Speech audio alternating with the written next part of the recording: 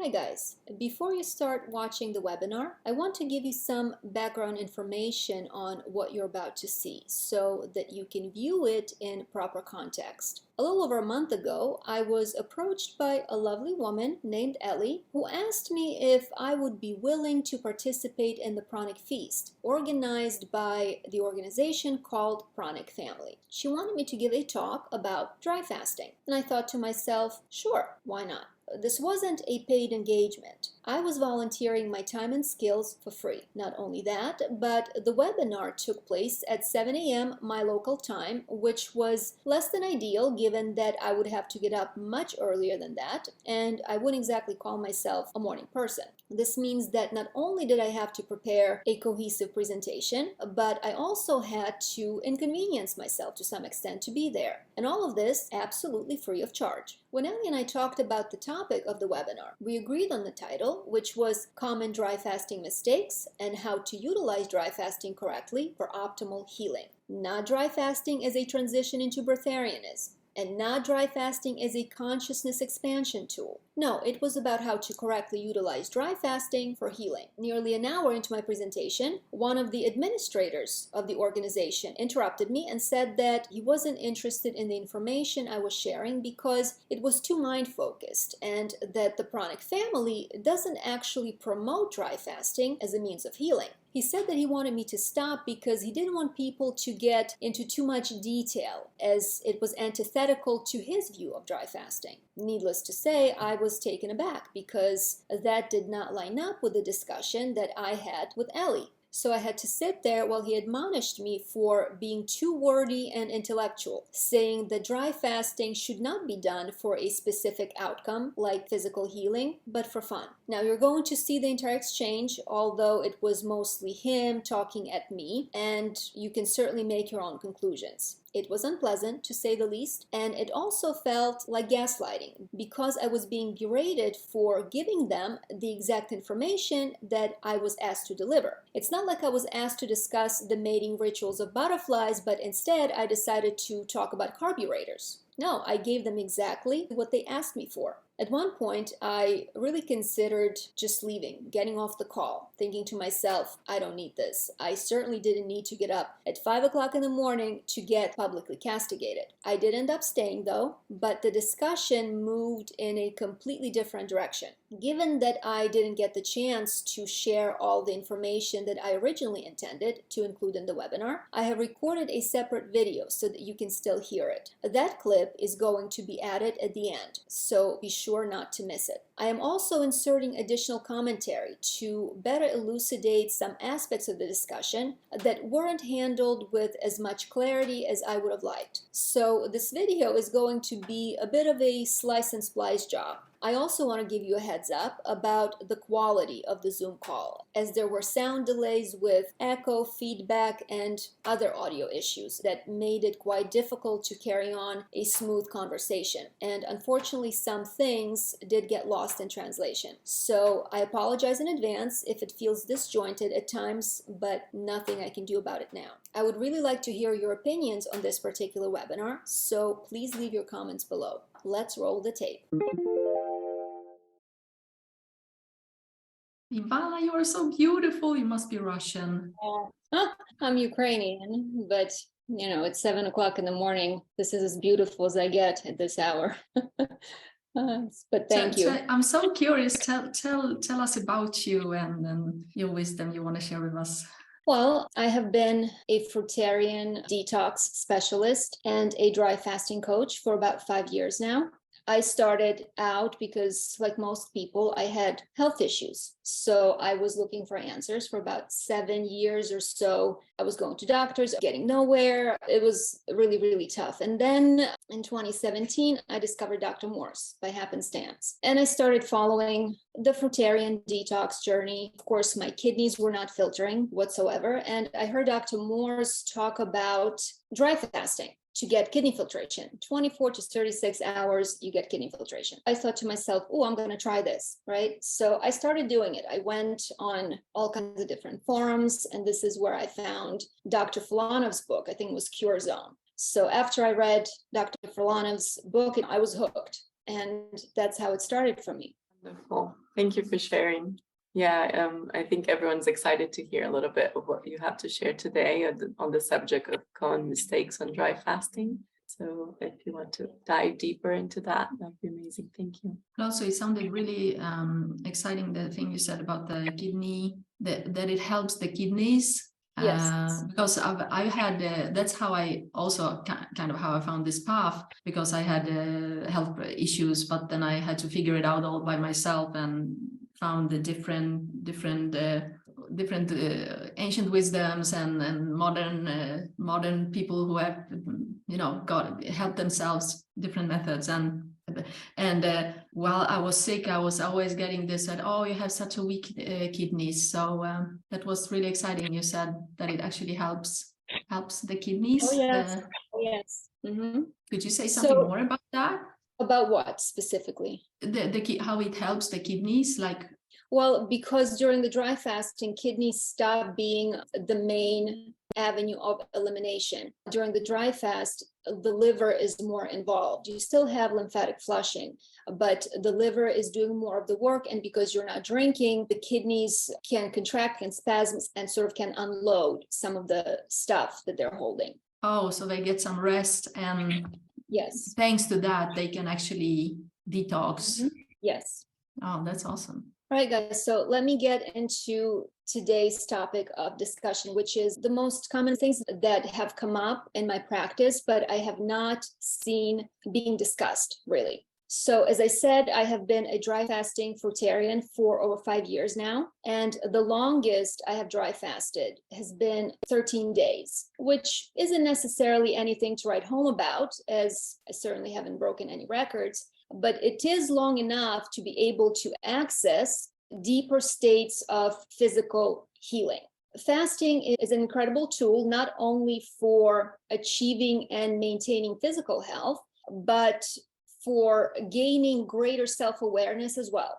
That being said, how effective a tool can be depends on your knowledge, adeptness, and masterful application of it. And as it goes with all tools, the more powerful the tool, the more proficient you have to be in all of its nuances. So the reason I chose to talk about these, because these were the questions some of my clients asked.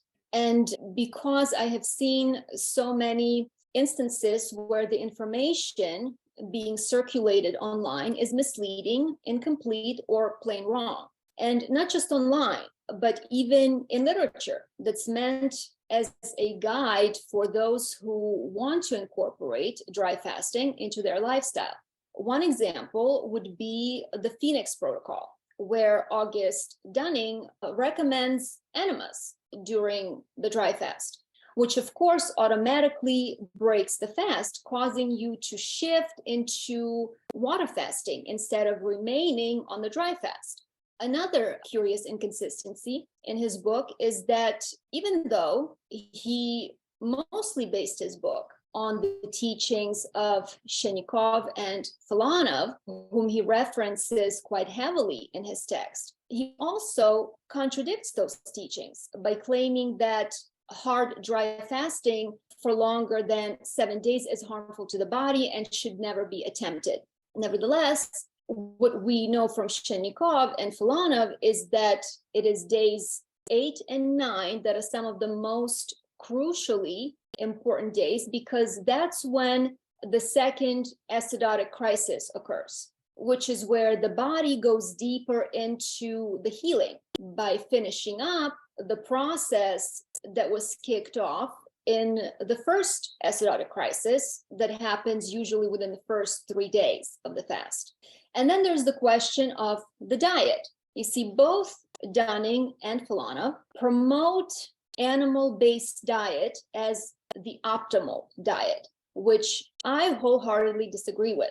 This actually surprised me about Filanov because in his first book, some of you probably know about it or read it, called Dry Fasting, Myths and Reality, he leaned quite strongly toward the plant-based diet. What's interesting is that The 3-month prep required to join his fasting retreat specifically directs people to stop eating all animal products in order to assist the body's detoxification and healing process during the fast. But why would you have to eliminate the food that's supposedly healthy? Furthermore, in one of the webinars Dr. Filanov did for a dry fasting WhatsApp group, he was asked about his opinion on the merits of urine drinking. What surprised me was that his response was that if you eat what he himself deems to be a healthy, complete diet consisting of fish, eggs, and so on, then you should not, under any circumstances, drink your urine because it will contain a lot of toxins that will be detrimental to your health. However, if you go on a minimum 3-day dry fast, followed by 3 days on watermelon only, then after those 3 days on watermelon, you can drink your urine because it will be clean. So there's clearly a contradiction here. First question I have is, how can a good, healthy, and beneficial diet make your urine toxic? And second is, why does he think that fruitarian diet is unhealthy when it produces clean, non-toxic urine? Of course, we know that urine is a waste product generated as a result of blood and lymph filtration. Food being fuel produces either alkaline or acid ash after processing, much like gas in a car produces exhaust fumes. It's clear from his comments that Dr. Filanov understands that animal-based diet produces acid ash, meaning toxic metabolic byproducts, whereas fruit like watermelon produces alkaline ash. So the question is then, why does he maintain that animal-based diet is healthy and perfectly suited for humans and fruitarianism is not? I think this would be a good question to ask the doctor when he gives his talk this weekend. The question of the proper diet and dry fasting has come repeatedly into question for me because, look, I don't purport to know everything or be any kind of an expert on anything. Certainly, I'm nowhere close to Filanov's level. All I am is a researcher and an explorer, and I apply the knowledge I have gathered in my own life and then observe and verify its veracity through personal experience. But I also work with quite a few people as a coach, so I get to observe their experiences too, and I learn from that as well. Now, having been in a couple of dry fasting groups, I know that there are people with all kinds of diets: keto, carnivore, vegetarian, cooked vegan, you name it. And we're talking about prolonged dry fasting here, beyond 7 days. So I am often challenged by people who say, hey, look at me, I'm a carnivore, and I break my 8-day dry fast with raw eggs, and I'm fine, implying that it's perfectly safe to do so. Well, just because you haven't dropped dead yet, it doesn't mean that it's safe. You see, depending on the individual's constitution, the body may be able to withstand that type of a blow for some time. But there's always a risk of negative consequences because toxicity tends to accumulate in the tissues over time. Personally, I believe that people who eat meat regularly and dry fast, let's say for a week, and then break their fast with butter and eggs, are putting themselves at risk. What I've seen in my practice is that while dry fasting is an incredible healing modality, it's not magic, and you cannot dry fast your way out of a bad diet. The reason for this is that fasting is only one half of the equation. The full healing formula is based on balancing the fasting periods with feasting. Fasting is a deconstructive process where the body breaks down damaged and mutated cells. The reconstruction and regeneration don't happen until after you've broken the fast. This means that the food you eat after the dry fast provides the building blocks for the new cellular structures that are going to replace the cells that have been cleared out. And if you're eating dead, denatured food, what kind of rebuilding can you possibly achieve from that? I mean, it's like constructing a house out of wet plywood.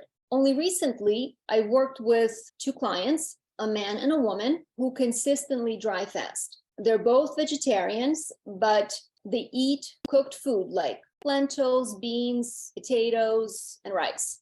The man also eats dairy and meat in some social situations. The woman, let's call her Leslie, has been dry fasting for a couple of years. And we're talking consistently every single week, at least a day, two she dry fasts, right? Now, she has autoimmune thyroiditis. She's unable to digest anything. She can't regulate her body temperature. She's always cold. And she's also experiencing ongoing hair loss for years now.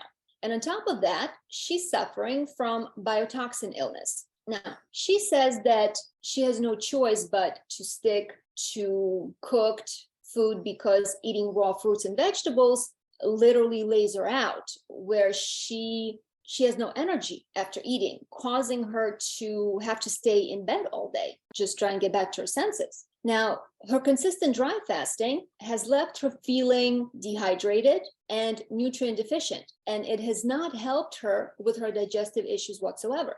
The man, I'm going to call him John, has type 2 diabetes and a fatty liver. He's also experiencing severe digestive problems, along with hypothyroidism, adrenal fatigue, and hair loss. Now, he came back to me a few months later after the initial consultation where I gave him a protocol. But I was surprised to find out that not only did things not improve for John, but they have gotten worse since the last time I saw him. And that time, his blood sugar has gone off the rails. And he has also had a hernia that required surgery, and that operation did not heal properly. So now he's been experiencing severe abdominal pain, and nobody knows what's causing it. He's got CAT scans, MRIs, they can't find anything. Now, in between his two appointments, John did not make any changes to his diet, but he did do several dry fasts, a 5-day, a 7-day, and a 10-day dry fast. And during our session, I told him once again that if he wants to get better, then he's going to have to stop eating garbage and he's going to have to go on raw fruits and vegetables. And he looked at me almost like a child, pleadingly, and he says, "Can't I just fast my way out of this?" And I was like, "Well, John, if you could, then why haven't you done it yet?" So what I can tell you from experience is that if it is possible to fast your way out of a bad diet, I haven't seen it yet. I suppose if you are in good health and you aren't experiencing any symptoms, then it may be a good prophylactic that could help you maintain that baseline. But if you have serious problems, fasting alone is not going to bypass an inflammatory diet, even if very good-looking topless fasting coaches on Instagram tell you otherwise. And this leads me to my next point, which has to do with unrealistic expectations. A lot of people have been led to believe that dry fasting is a magic bullet that can cure just about anything in a jiffy. I personally encountered people who think that doing a single 3, 5, 8, let's say even 11-day dry fast is going to cure them of all of their ailments. I've also met people who believe that they had fully and completely rid their body of parasites having done a single 3-day dry fast. Now, it doesn't help that many so-called fasting coaches on social media perpetuate this falsehood for attention and money. Not only is this not true, but it's simply not possible. While it's true that many conditions will be greatly improved during the dry fast, and this effect will linger for some time afterwards, it doesn't actually mean that the condition was permanently healed in its entirety. The big thing that happens during a dry fast is that the inflammation goes down, way, way down, because without water, there's no inflammation. And without inflammation, there's no pain. Another one of my clients has been dealing with chronic back pain, and she had done a number of shorter dry fasts, and we're talking up to 7 days, which did not produce the results she was looking for. Then she went on an 11-day dry fast, and her back pain went away. She was really, really happy about it, and she thought that finally, this one was the fast that really did the trick. And she felt good for about 2 weeks after breaking the fast. But as she went back to eating cooked food and returned to the stress of her daily life as a wife and a mother, her back started acting up again. The reason for this is that the root of her problem was never fully healed. And when the stress creeped up again, coupled with less than ideal diet, the inflammation returned. Now, does this mean that dry fasting is some big hoax and doesn't work? Not at all. What this means is that the body heals incrementally because that's what is safe and effective. The main healing mechanism of dry fasting is rooted in autophagy. Autophagy is the act of a cell breaking down its own components, also known as self-eating. In essence, this means that one part of the cell is eating the other parts. Inside the cell, there is an organelle called the lysosome, which kind of acts like the stomach, if you will. The lysosome contains digestive enzymes or proteins that facilitate biochemical reactions, which break down macromolecules and then use the byproducts of that to build new cellular structures. The lysosome can eat up a variety of cellular structures like the mitochondria and the endoplasmic reticulum, and it also gets rid of bacteria that may have infected the cell. This information is important to know in order to understand why it's not possible to fully heal in a single dry fast, even if it's a long one. I want to tell you a short story about a cat I had many years ago who became ill with cancer. She had a big tumor in her intestines, and the vet prescribed chemotherapy pills along with a very strong steroid to shrink the growth. Now, this was long before I knew anything about anything, certainly not about health. So, I was desperate. I felt sorry for the cat, that she was in pain. I wanted to help her, and I had no other option, so I agreed. What you have to understand about a tumor is that it's not some extraneous blob that gets just attached to an organ. An intestinal tumor, for example, is nothing more than a bunch of mutated intestinal cells that instead of undergoing apoptosis, continue to proliferate. So when a chemical agent causes such a tumor to shrink very quickly, it doesn't just take off the abnormal growth. You see, the entire section of the intestine where the cells were mutated get destroyed because those cells are a part of the tumor as well. And that's why the vet warned me that while this medication will shrink and break up the tumor, it may do it too quickly, causing fissures and tears in the intestinal wall, which would allow the fecal matter to leak into the abdominal cavity, causing fatal toxemia. Unfortunately, in the case of my poor cat, that's exactly what happened. Now, why am I bringing this up? As we've established, autophagy eats up defective cells. Now, imagine that you have a damaged area in your brain, or a polyp, or a fibroid, or some other neoplasm that you want gone. If the body did what you wanted and ate away the entire unhealthy structure, you would end up with a hole in the affected organ. But of course, the body is not stupid, and in its infinite intelligence, it will only cannibalize as many cells as appropriate and safe without compromising the integrity of the organ or the gland. Otherwise, your organs are going to turn into Swiss cheese. And it is for this reason that it's absolutely not possible to eradicate any problem in just one go. It's important to understand that these internal processes work in a very organized and ordered fashion. And it's important that you know how this works, because this way you're going to have reasonable expectations as to the outcome. Can I ask you? Or Yes. I don't know. I thought it was a good time maybe to ask you because I don't know where to start. But just I have been diagnosed. I'm sorry. No, I want to give, you full can thing. write your Okay. things down. It's just because then we're going to go into tangents. I have like an outline and I know where I'm going. Do And it. if Do we're it. gonna Do it. start Do it. Do it. questions, Yes, for I'm sure. going to forget the fact that I wanted to tell you. So you have a question, please write it down, and then you Yes. can ask me later. Do Okay? that. Yeah. So, see, I already forgot. So we're talking about the fact that the body is never going to be able to fix everything at once, because doing so could actually compromise the integrity of its organs and glands.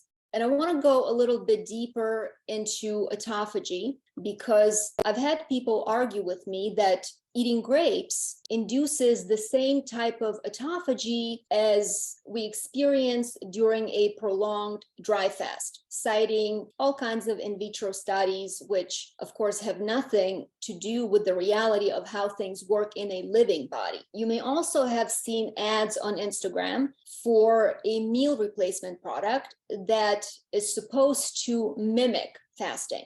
But the truth of the matter is that there's no food on this planet, the consumption of which will imitate fasting, because by their very definition, consumption and fasting are diametrically opposed. Understand that a certain degree of autophagy is always happening in the body. Autophagy can be triggered not only by caloric restriction or starvation, but it can also be stimulated by exercise and toxins, as well as low levels of available oxygen in the environment, or an infectious disease. For example, autophagy occurs during sleep when the body is fasting for a short period of time as a form of housekeeping. But there are different types of autophagy and they're not equal. The most prevalent type of autophagy is called macroautophagy, and it's happening in the body all the time. Macroautophagy involves large portions of the cell being packaged into a vesicle called an autophagosome, which is then destroyed by lysosomes. There are two other types of autophagy, however, that are much more rare: microautophagy and chaperone-mediated autophagy. Now, these two types of autophagy occur during fasting. Microautophagy is necessary for nutrient recycling under starvation when fats are being broken down. Microautophagic pathway functions as the mechanism of glycogen delivery into the lysosomes. Now, chaperone-mediated autophagy is the least common type of autophagy, and it only occurs in mammalian cells. Chaperones in this case are proteins that help stabilize unfolded proteins, either by moving the unfolded proteins to their appropriate location, or degrading unnecessary unfolded proteins, or by assisting these unfolded proteins with the process of becoming folded and fully functional. Just so you understand that unfolded protein is a disordered open structure with loosely packed side chains, which is biologically inactive. Now, unfolded or misfolded proteins contribute to the pathology of many diseases like Alzheimer's and cystic fibrosis. Chaperone-induced autophagy, which is responsible for sorting out these bad proteins, becomes gradually activated 8 to 10 hours after starvation begins. And that's roughly 14 hours after your last meal, which is how long it takes the body to burn through its glycogen reserves and to switch to burning fat for energy. This means that fasting more than 24 hours is required to activate chaperone-mediated autophagy, which then will continue to occur for another 3 to 5 days. And this brings me to the next big mistake that people make with dry fasting, which is intermittent dry fasting. Dry fasting daily for 16 to 20 hours is a complete waste of time, because the mechanism of dry fasting is predicated on the duration. As I just explained, it takes a certain amount of time to hit the specific milestone in that dry fasting process. And this is not something that you can override or bypass. In the same way, it takes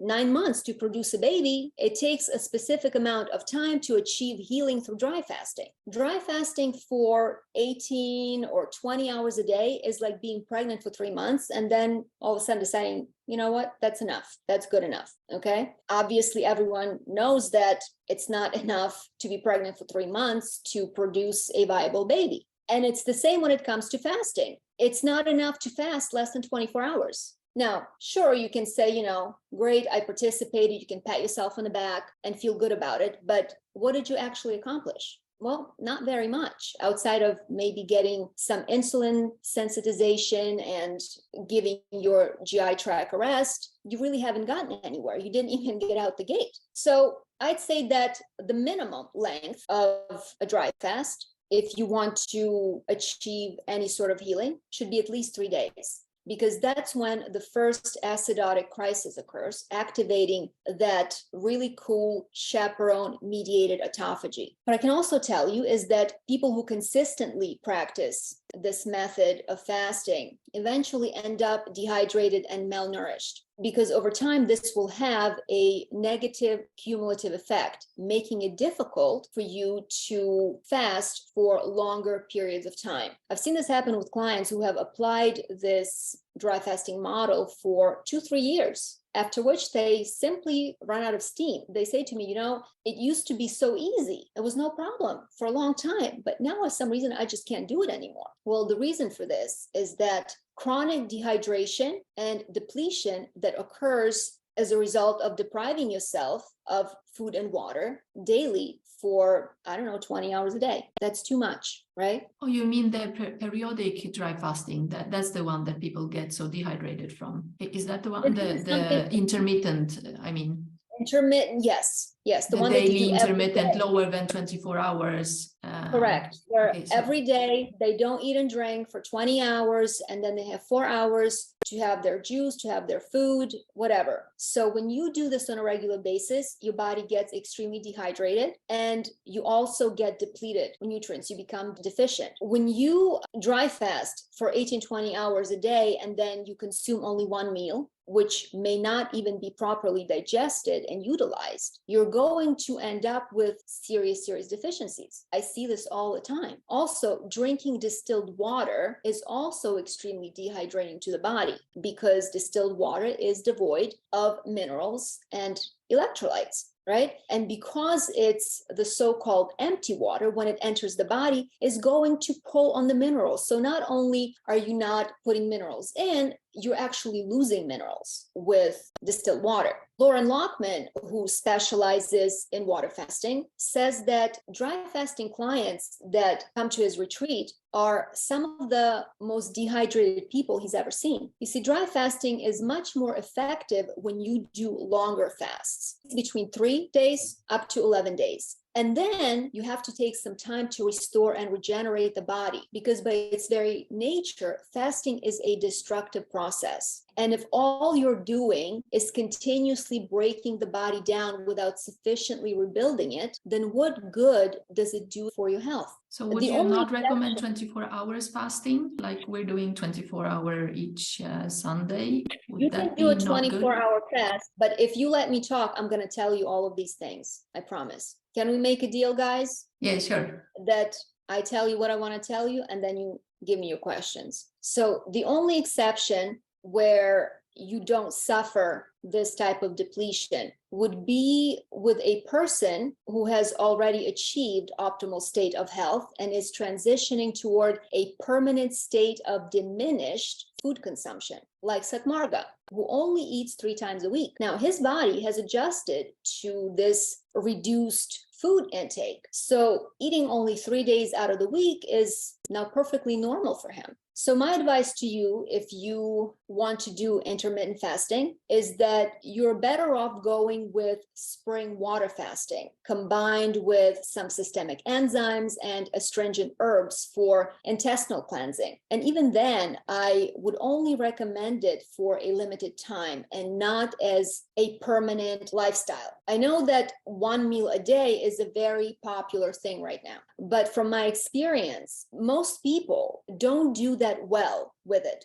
The reason for this is that most people, at least most people I see, have severe digestive problems. When you overload the system all at once, you're increasing the demand on your liver and your pancreas, which leads to improper digestion, absorption, and utilization. What also happens is that the eating window is so short that people who are quite hungry after fasting all day tend to combine foods that shouldn't be combined. They may start with juice or fruit, but because the digestion is sluggish due to the lack of HCl and other enzymes, the food doesn't have the opportunity to digest completely before more stuff is put on top of it, like salad, avocado, or maybe in some cooked food. And this, of course, results in dysbiosis and malnutrition. So what ends up happening is that people get gas, bloating, along with the uncomfortable feeling of feeling really full, like the food is just sitting there and doing nothing. And often it takes the entire fasting window to work through that discomfort. And so the question is then, what is the point of this exercise? Moreover, many people eat too close to their bedtime, which is bad not only for your digestion, but for your sleep as well.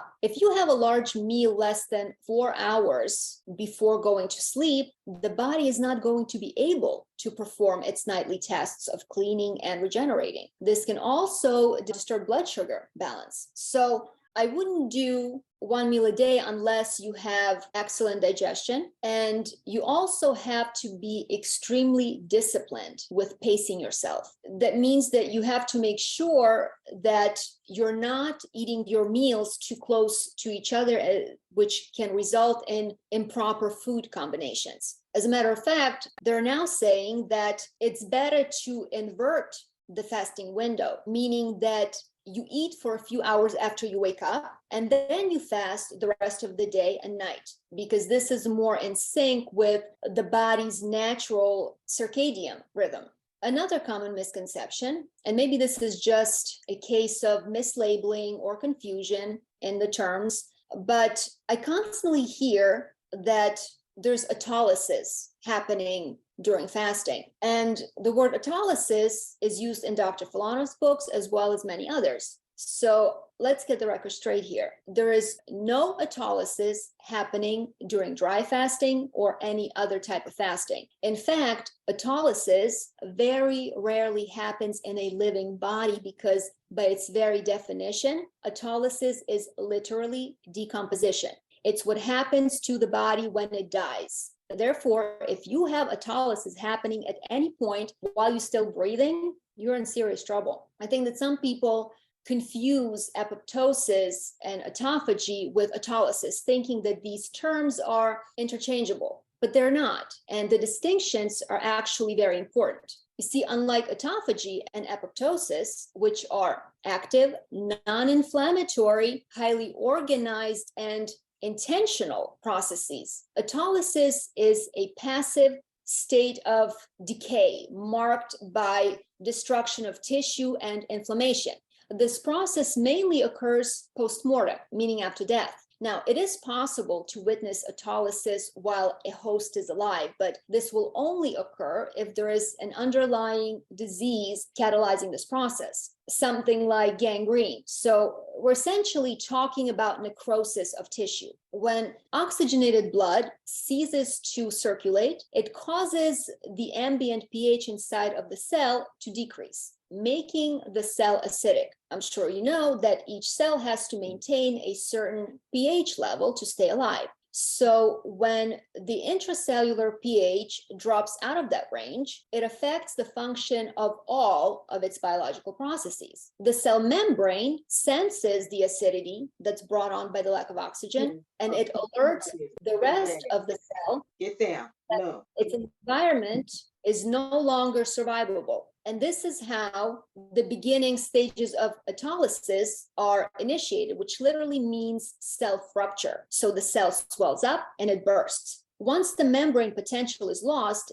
an organelle that contains toxic digestive enzymes, known as lysosomes, is disturbed, causing it to release enzymes into the cytosol, where they start breaking down the contents of the cell. Now, these digestive enzymes, once they're done with their cell, then begin targeting surrounding neighboring cells, causing their destruction as well. And eventually, this creates a domino effect, affecting all the cells of the body. And this process will continue until the enzymes run out of juice or until the host has been fully decomposed. So while there is no autolysis happening during fasting, you do have increased apoptosis occurring, which is a very important facet of the housekeeping function of the body. In both cases, meaning autolysis and apoptosis, you have cell death, but the mechanism is very different. For example, a cell undergoing necrosis doesn't want to die, whereas a cell undergoing apoptosis is purposefully killing itself, sort of like a suicide. In necrosis, the cell swells and bursts, whereas in apoptosis, the cell actually shrinks and is then eaten by another cell. In autolysis,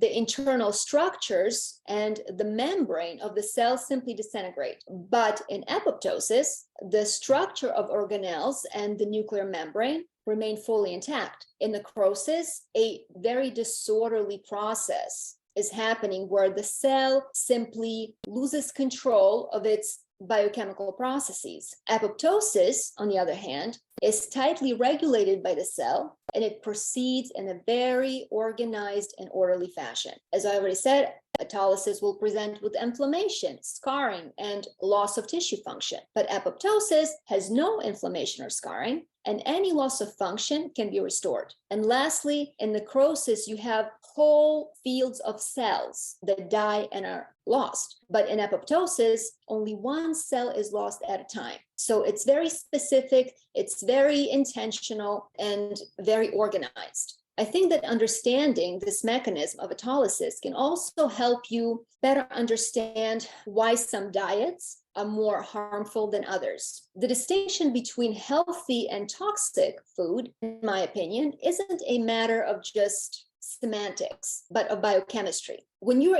eating dead animal flesh, you're consuming inflamed and acidic necrotic tissue full of toxic enzymes. This destructive process is even more accelerated in ground meats because grinding up the flesh mechanically ruptures the lysosomal sacs, causing those enzymes to spill out all at once. And of course, this accelerates the subsequent decomposition and rot.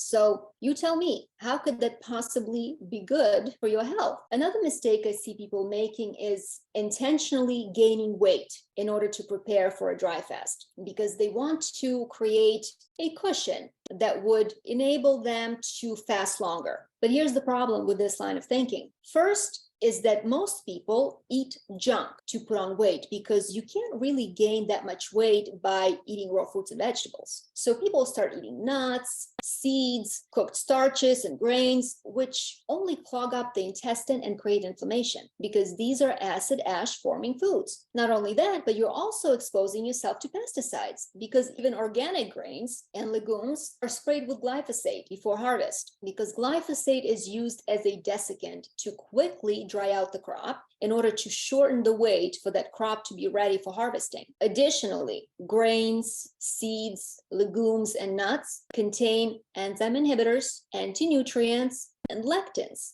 that destroy your gut lining. If you're eating rice, you're also consuming arsenic. All of this, of course, creates inflammation in the body, and none of it is going to help you get more out of your dry fast. In fact, most of your dry fast will probably be spent on cleaning up the damage and the mess from your pre-fast diet. If you're gaining weight before the fast because you're concerned about weight loss, I can tell you from my personal experience that after a certain point, the weight stabilizes. You stop losing so much weight and it evens out. Now, I watched Seth Marga's videos and I talked to him and he says the same thing. For me, personally, there isn't that much difference in weight loss that I experience between a 7-day dry fast and, let's say, a 12-day dry fast. considering that my normal pre-fasting weight is about 110, 112, maybe 115 pounds. A great deal of the weight you lose during the dry fast is actually due to dehydration. And as soon as you rehydrate, you introduce water back into the system, the body plumps up very quickly, just like a prune. And I'm sure that those of you who fast more than 7 days have experienced this yourselves. In fact, the advantage of dry fasting is that, unlike with water fasting, muscle is preserved while the fat is burned for energy and for production of endogenous water. So what I want to tell you is that going out of your way to put on extra weight isn't necessary, because the more regularly you dry fast, the more the body adjusts to the restrictions of the fast. It sort of becomes like muscle memory, and the body learns to preserve nutrients, and it will then make use of them during the fast. But to get to this point, the body has to be used to the process of fasting. And the only way you can accomplish this is by maintaining a consistent dry fasting practice, where you constantly push the envelope little by little to extend the duration of your fasting window in a way that is safe and correct. I mean, look at Satmarga, who is probably the most well-known in the dry fasting world for having dry fasted for 50 days, which is probably the longest known record to date. In between fasts, Satmarga, who is a raw vegan, only eats 3 days a week. And he does not change his diet in preparation for the fast. In fact, before doing his 50-day fast, he did a 13-day water fast. And while he did lose a bunch of weight, he didn't die or become incapacitated from malnutrition. And if you're not familiar with Satmarga and you can understand Russian, then you can find his videos on YouTube. It's really fascinating because you get to see him change and transform as he continues to fast. Now, another reason why it's counterproductive to fatten yourself up before the fast is that the more fat you have, the less likely is your body to go after the damaged, mutated cells. Therefore, if you're looking to heal any serious illnesses or health conditions, understand that the body will always prioritize fat, and not only because it's a source of energy and water, but also because fat is where toxins are stored. This means that the bulk of your fast is going to be spent on getting rid of the toxic deposits in the adipose instead of cannibalizing mutated cells. Therefore, the more fat you have, the less need the body has to go after the damaged, unhealthy cells for food and energy. Another misconception I came across is the belief that there's no lymphatic flushing happening during a dry fast. But this is not the case at all. Dry fasting is dependent on the breakdown of lipids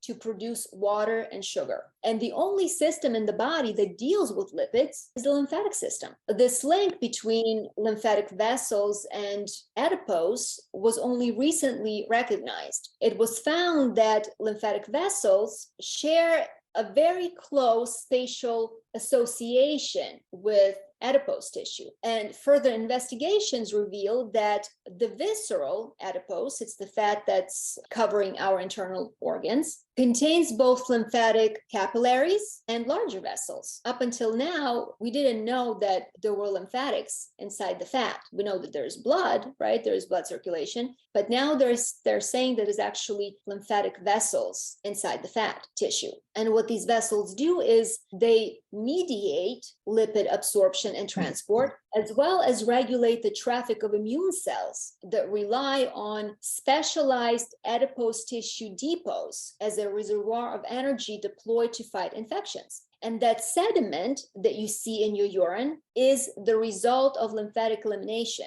What you have to remember, however, is that unlike blood, lymph doesn't have a pumping mechanism. Lymph only moves when we move.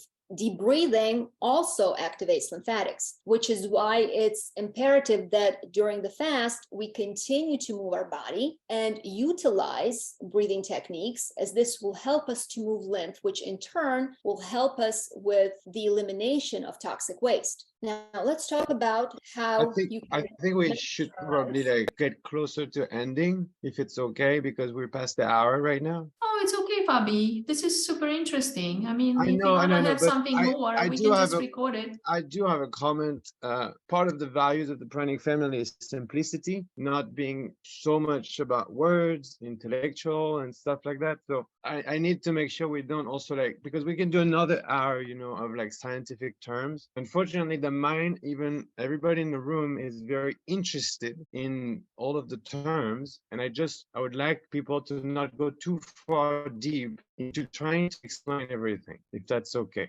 Because Sat Marga, when I spoke with him, also told me that there's a point where you do not actually have answers and that you're not the one who is actually the one fasting. So I know we could do one more hour of this, but I prefer we don't push everybody to try to explain everything out of everything. And that was going to be my question, you know, to you, because you don't talk about the mind so much. You talk a lot about the body, the symptoms. Well, I'm about to get to the nervous system that which is involves the probably mind. the most important part.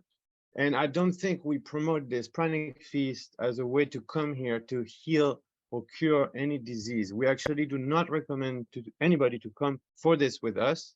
And so I wanted to know your perspective on that aspect, because I had HIV myself, but I do not use my HIV when I come to those meetings to tell people, hey, I cured myself. And I do not hope that anybody come here to get results, but instead to not compete with each other and just do this out of pure love, pure joy of stopping to try to intellectualize everything. Because when you dry fast, you tend not to want to think so much, actually. Isn't it right?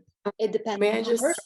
It's different for everybody. This is one of the things that I wanted to talk about, which is that people judge everybody else's dry fast by their own experience, and they think that the way it works for them works for everybody else. I think we don't have the answers to everything.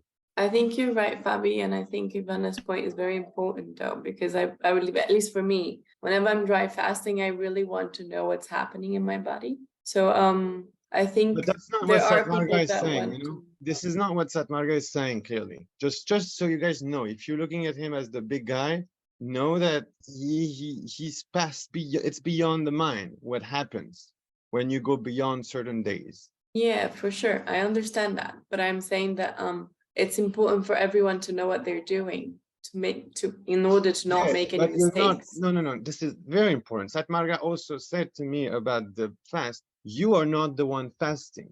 When you start realizing this, you understand. You don't have to understand anything. You don't have to hold or grasp anything. Fasting is happening to you. It's just happening. But you're not the one fasting. That is what's realized after 50 days. So what do we make up to that? You know, don't try to get the answers, because that is where probably the resistance is created in all of the different cases that you brought up, Ivana, earlier. All those people who are still having issues. I think the main issue is because they're trying to heal something materially, when all of this reality is not just a material game. What do you think? I think that I woke up at 5 o'clock in the morning today because I was asked to speak about dry fasting, and I came prepared. And right now I feel like I'm being attacked for sharing information, and I feel very strange at the moment because I am at the point where do I leave, do I get off this call? And because apparently what I'm sharing is not welcome and not wanted. Not at all. No. I think there is like good, like, I think we can always share. Like, it's just like me. If I talk to you, did you come to the water ceremony? I did not. Okay, so why not? That's okay. But like what I'm saying is this, I it's live in okay. a different time zone. Yeah, I know it was 1 I a.m. for have me, a but life. it's okay. Yeah, it's okay. Everybody has many reasons. But in the end, I shared something about Buddhism, but I didn't try to share too much of it because I was like, you know what? It's a story. It's just a story. You've got the scientific story, you've got the Buddhism story, you've got so many stories. But the material food is not the primary food of the body. The body is nourished primarily because this morning you had the consciousness to exist. And also, there is more than that, you know? And what I'm saying is you're not nourished by material food. And so by looking at all the material aspect of food, we tend to put ourselves into loops. And sometimes I think the resistance happens when people are trying to find the causes of everything, when there's other foods out there than material food. What do you think about that? You know, like, how are we sustained for 50 days without material food? It must be that other types of food, like consciousness, Like the mind, the emotion, everything else is nourishing us. That is unexplained. Fabi, I'm Naida. Sorry if I interrupt you, but I think that what Ivana was sharing was extremely important, and she's not going against on a different direction of what you are saying. She's just saying that it's a journey, and Satmarka can reach where he is because he entered into his journey gradually and preparing the body, and that's what she was sharing with us, the way more effective to go through this in order to prepare the body if that's our journey. And I, as part of this family, I feel very uncomfortable because it's a lack of respect to stop something that someone has prepared to share with us with so much care and attention. Yeah, I'm sorry if I interrupt. Guys, I raised the hand. I just wanted to share something. Is that okay? Fabi and Ivana? I'm Muni. I really find it super interesting, everything you're saying, Ivana. And I would like to, for me, I would spend 10 hours listening to you. I just understand what Fabi says as well, because one thing, at least, that for me was unique of this feast is that we're not thinking in terms of fasting. We're thinking in terms of nourishment, of prana. And so I think maybe the way he expressed it was not nice to hear, to listen to, but maybe he meant that during these days, the mind would stick to all this information, which I understand because I'm very mental and it makes me want to get more books and more information. And for people that are new to this path, etc., it could be even more challenging. But I personally would love you to carry on, especially that you're just, it's your time that you are willing to give us more.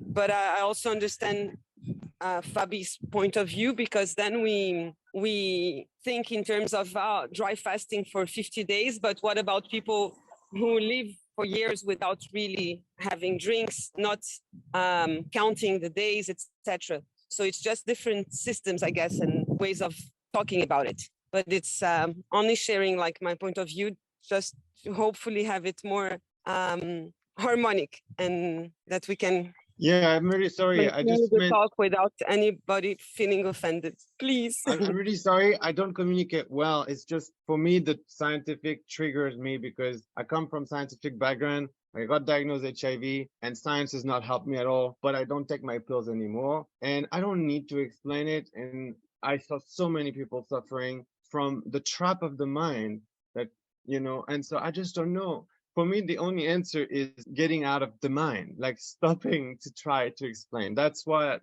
I came from, Ivana. I don't mean to hurt, you know. I just meant to be like, I wish everybody could like not see, you know, not just do it like for fun. Don't do dry fast always for a result.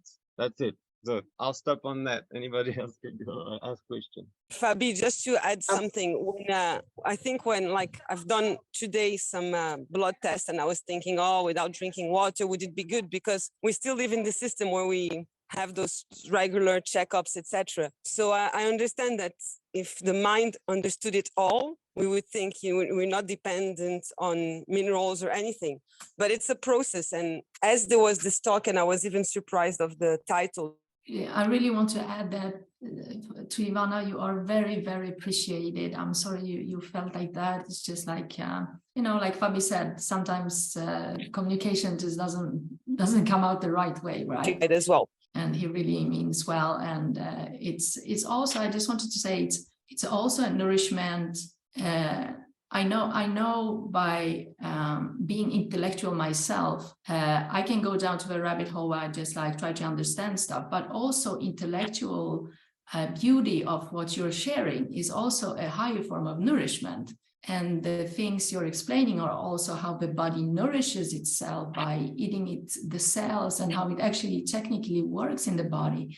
So all that is, even though it might be looked at as too much understanding in the mind or too much activating the mind, it can actually also be the opposite by just just being nourished by it and see, like, go deeper in how the body, how the cells, how our beautiful loving cells that want to keep us healthy, you know, doing everything for us, and looking at this from a point of love, a divine love.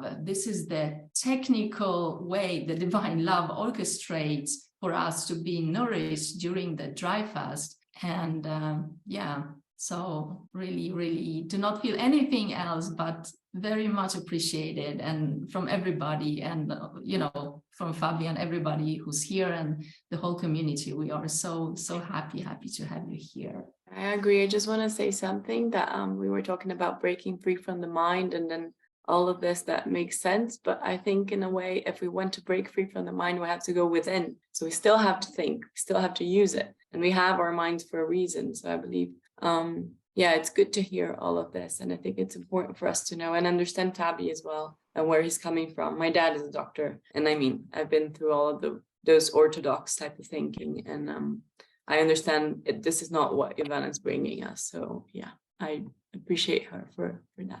Well, Yeah, so my intention was to give people more information on how to do this safely so they do not harm themselves. I'm not just saying this because I just pulled it out of thin air, but there's a reason for that. Yeah, and I think that's very good also. I mean, maybe too much information can be like triggering the mind too much, but enough, like right amount of information also gives us that we relax enough to actually get out of the mind. Like we are all saying, it's a step-by-step process. So before you can become like that guy that can do it for 50 days, or like breatharians like Elitom, who just doesn't need anything, right? And he's perfectly fine.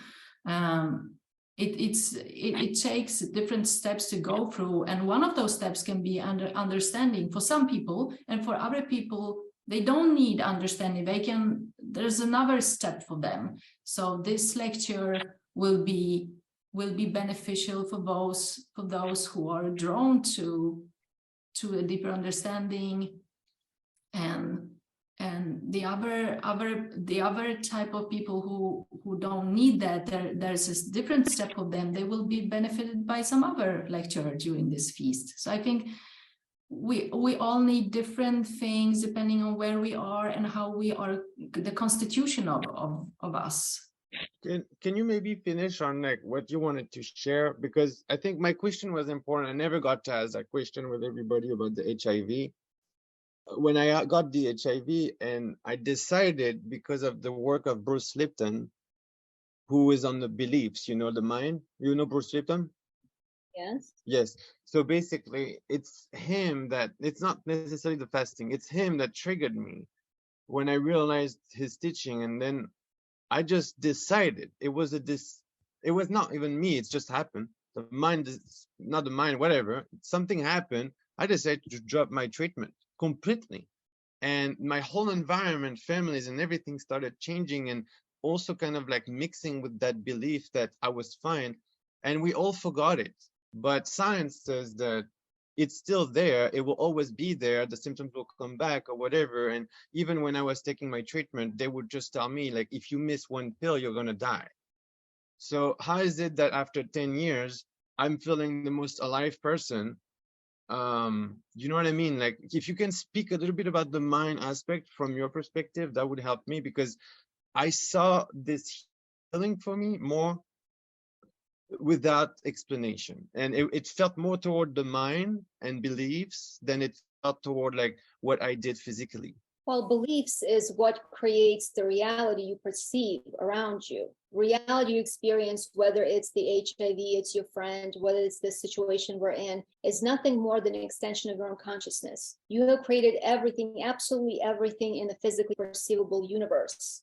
You don't exist in a reality. It is an extension of you. You are the reality you perceive. You are the projector of electromagnetically structured field of information, which organizes particles into specific shapes, people, and events. Therefore, absolutely everything is under your control. You created everything, including your HIV. And sometimes souls will create that type of experience to serve as the impetus to push the person to seek deeper meaning. There's always a lesson in what is happening with us. There are no accidents. It's not just bad luck that somebody has cancer or somebody has HIV. The body is a karmic vehicle. The body is chosen by the soul, depending on the type of existential program the soul chose to embark on long before we're born on this plane. So you have a very unique journey, but so does everybody else. And it's okay for everybody to have a different journey. Now, you think you're talking to a bunch of different people right now, but you're only actually talking to various aspects of yourself, because absolutely nobody exists in your reality except for you. And everything else you perceive is only another fragment of your own consciousness. How's that, Bobby? Yeah, that's thank you so much. But that's definitely something that I felt after. Like, and I didn't need to go to the doctors because I knew that I invented my story and I solved my problem, and I solved my problem. Like, it's like I kind of solved the whole process, and I laughed at it, but that was it. Sure, you are correct. Hi, Ivana. My name is Hi. Diana. I'm you could call me a newbie, but I see people and you as one, and I also want to thank you for the information that you shared, because I understand what you're going for because of this the whole world. It's becoming, because of social media and everything, it's very blooming, and a lot of more people are going to get on this, and the more people are getting on this, it means that the information is going to be more shallow, whether it be the mind or whether it be the scientific side. So it's important that we are all diverse and we are together like the team and the world. Mhm. We are together stronger, you know what I mean? So your perspective is it was like a balsam to my soul. Especially the first topics about many misconceptions, I really appreciate it. That's how I also many times feel, and I think it's a very important information. And I also understand the other side, and the one thing that I just want to, that I feel like sharing from today's session, is that a safe space for discussions is where the health starts, and that's how we as a humanity become stronger. So if we can find the language together to talk and exchange and become better together, then the world has hope. And I think that's why we are, at least that's why I think we are here, right? To bring the big change in the world so people can live happier. So we are all like find a way through the love. And yeah, so thank you so much. Really, My pleasure. Thank you for sharing. Yes, Ivan, and I wanted to add that when you talk about things that are not so common to find, or maybe we couldn't even find online, that become really trendy, of one meal a day, but it's not enough to do it, you know. It depends on how you do it. Sometimes it's just more dangerous.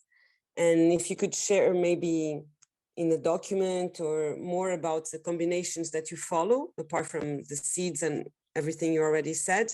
I'm interested to know if you follow more. I do have a chart of food combination, but it's not even about the fact that it's not enough. It's just when you have such a short window to eat, people eat too much, and that prevents digestion. And it's the lack of digestion and utilization that makes you deficient. Not that you're eating once a day. It's the manner in which most people eat that's the problem, when they eat one meal a day.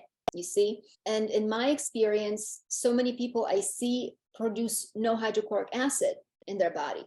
And if you don't have hydrochloric acid, your digestion is done, period, right? So now you're maintaining a certain schedule where you're already limiting your food intake. And then over a period of time, you start losing your hair, your teeth, your skin starts to get really thin and wrinkly. So this is just diverting attention to that. It doesn't mean that it's not okay to have one meal a day. You just have to do it correctly. And most people don't. Do you think people that go without food for years, how do you see it? Do you think they manage somehow to really change the system of the body? Yes, they have a completely different body. They may look like you and I, but they actually have a different physical vehicle that is of a more refined density. So it's possible, even it is possible, but it's not highly probable. And by the way, I have actually seen a lot of people that claim to be breatharians, and they're not. Okay. And how you really recognize a true breatharian is how they manifest in the world. These are not people that call attention to themselves. These are not people that want to be in public on social media, that want to talk about how great they are because they don't eat.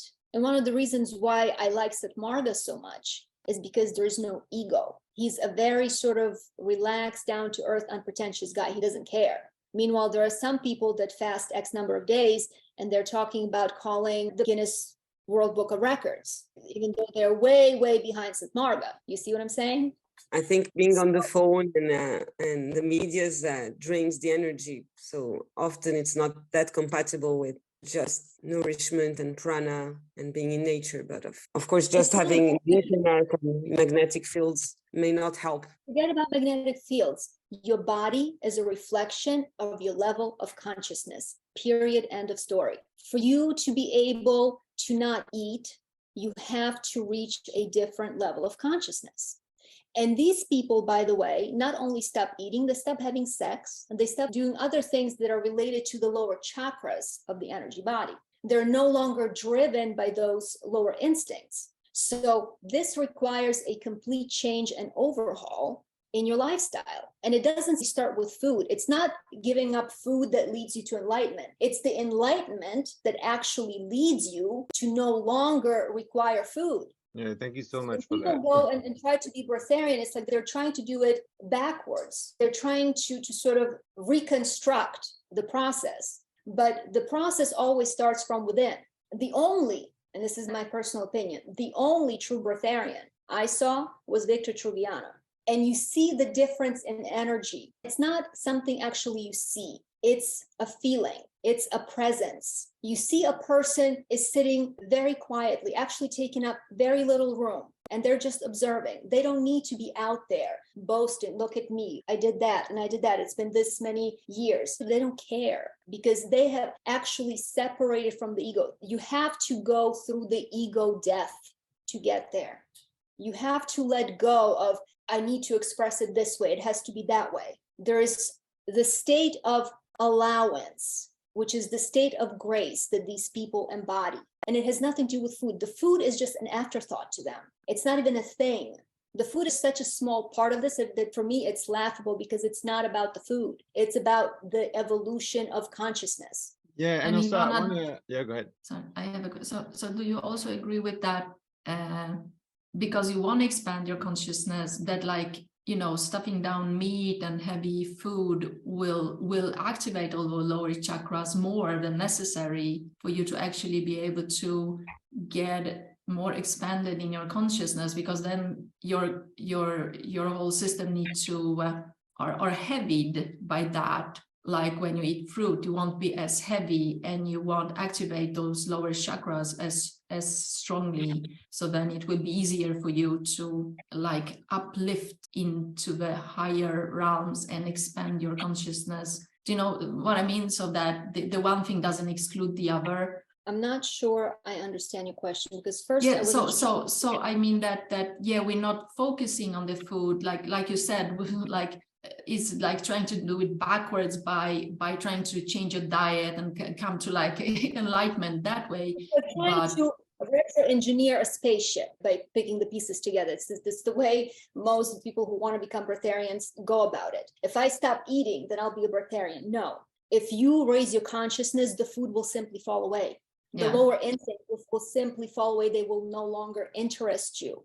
It's not going to be a process. I need to give this up. It's like when people, I don't know, are you a fruitarian? Are you vegan? Yeah, I'm a fruitarian for like 10 years. You probably just cooked and you never wanted to touch meat again. Yeah. Correct? You didn't stop eating meat because you hoped that it would help you develop more love, compassion, and empathy for animals. No, that empathy and compassion were actually the driving factors that led you to stop eating meat. So it's the other way around. Yeah. You didn't give up meat because you wanted to raise your consciousness. You give up meat because your consciousness already was elevated to a certain level where you understood the consequences and the implications of eating living beings that are mistreated and die horrible deaths. Yeah, it was a choice of soul, not the choice of diet.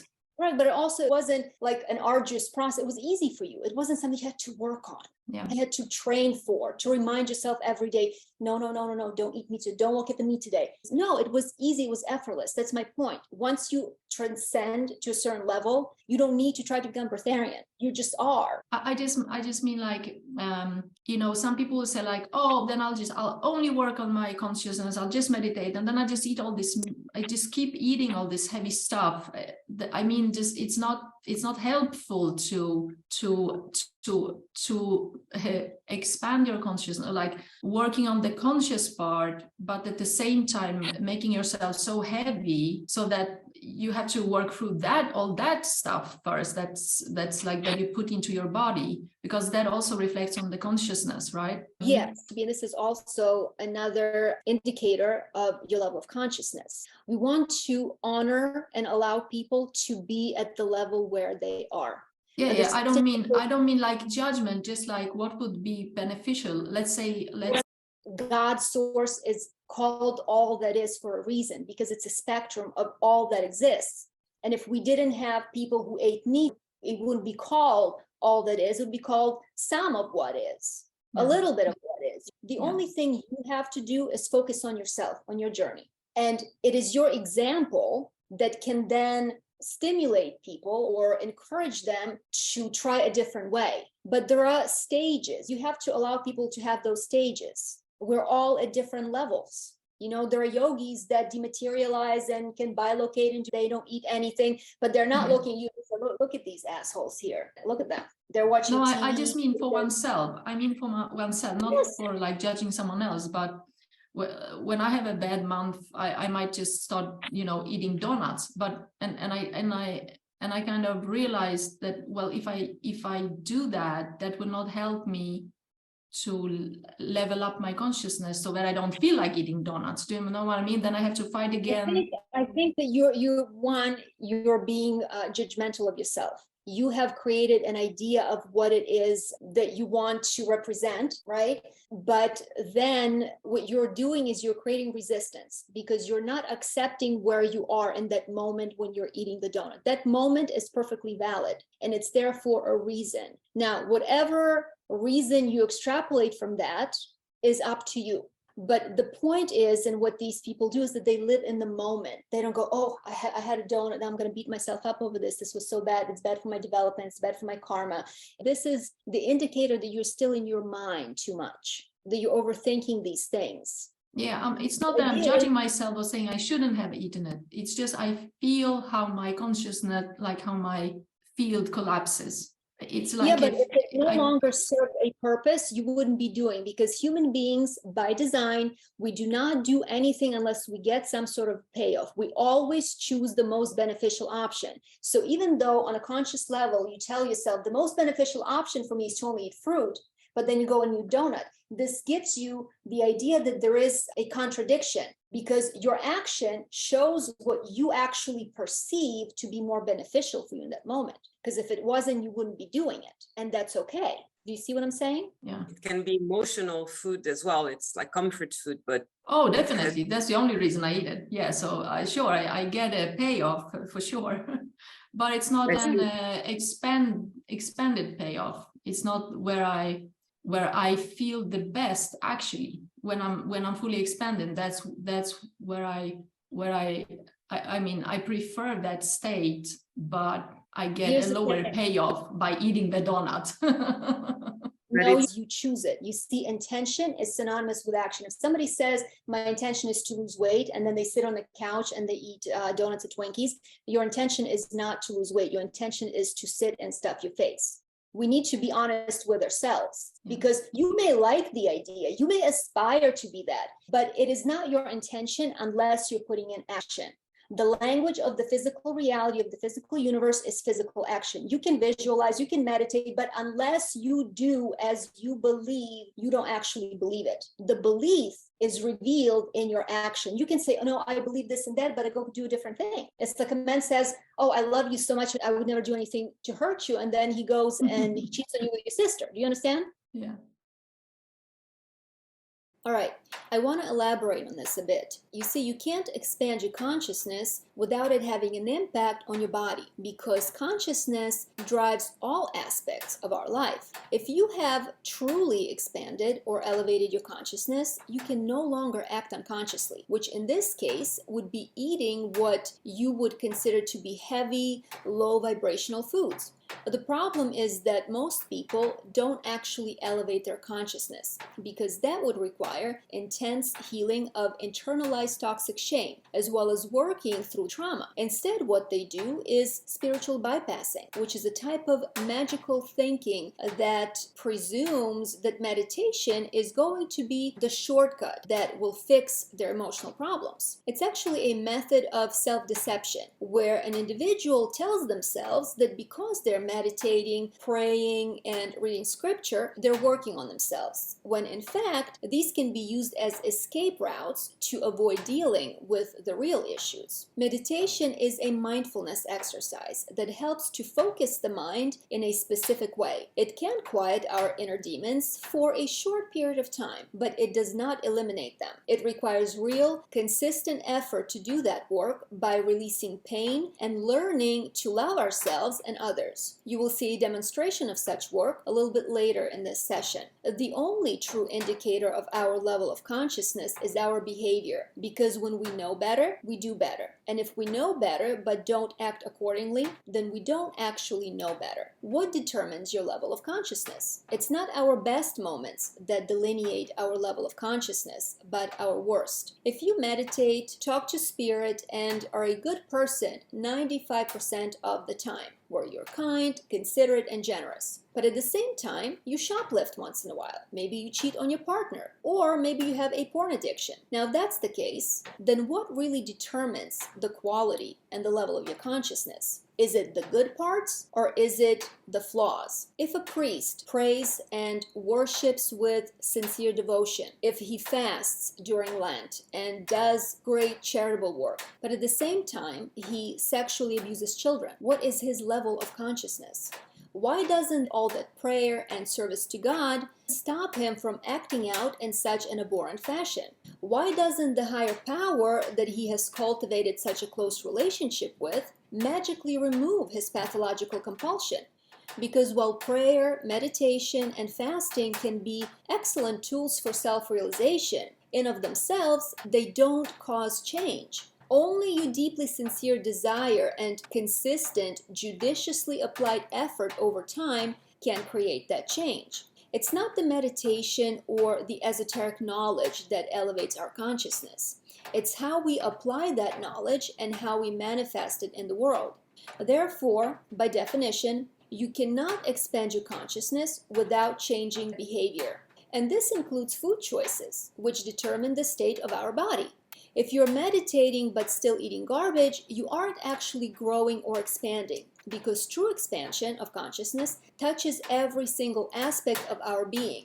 Neither meditation nor giving up food automatically raise our level of consciousness, although they can create the space to allow that shift to happen if you choose to do the emotional work and change who you are. Giving up food can force you to confront your issues because they're not being covered up or numbed out. And while not eating can serve as a catalyst, it is not the work itself, nor is it a substitute for it. So this is about really facing ourselves and being honest with ourselves. And it's okay to be where you are, because the more you resist where you are in that moment, and the more you're unable to give yourself the unconditional love and forgiveness for whatever transgressions that you have made up in your head, the more you're in the present moment, the more you actually aligned with your true core self. Yeah, it's just like, how do you choose between that?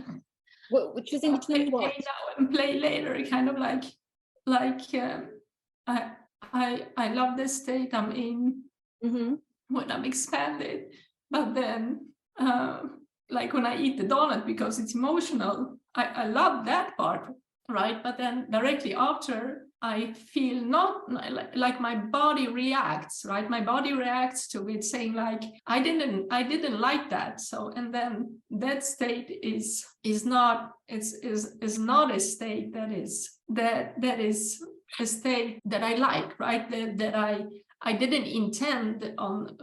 I ate the donut because I wanted the consequences of how my body reacts. I just wanted the stuffing down my feelings part, that part was nice, right? But then I had to pay the price afterwards. Of what feeling are you getting from it? What purpose does that donut serve? Yeah, I'm getting all the feeling. That's all good. But then I have to pay a price for that afterwards, right? Because my body reacts. No, you only pay a price because you decided to punish yourself. Understand, you're creating your body, you're creating everything in this universe. What you say goes, period. So you mean if I would decide for my body not to react to the donut, it wouldn't? It's not about that you need to decide for the body not to react. You need to decide not to punish yourself, because the reaction of the body is how you manifest that punishment on an energetic and emotional level. You understand? It's not about the donut. The donut is irrelevant. It's that you have created such a lofty expectation for yourself, what you should be, how it's okay for you to be okay, that you're setting yourself up for failure. And by doing so, by this punishment, by not accepting that it's okay for you to have had a moment of weakness, you can't move on from that point. And so you continue to recreate the moment, because on a subconscious level, you're trying to solve this equation. So what's your recommendation? What would be your recommendation? What do you get from eating the donut? Is it the pleasure? No, it's the ease of emotions. It's like emotional eating. I push down the emotion. Okay, what emotion are you pushing down? Anxiety. Okay, I want you to go into your feeling right now. Go and close your eyes. I want you to find anxiety in your body, the feeling itself, the sensation. Close your eyes, find it in your physical system. Yeah.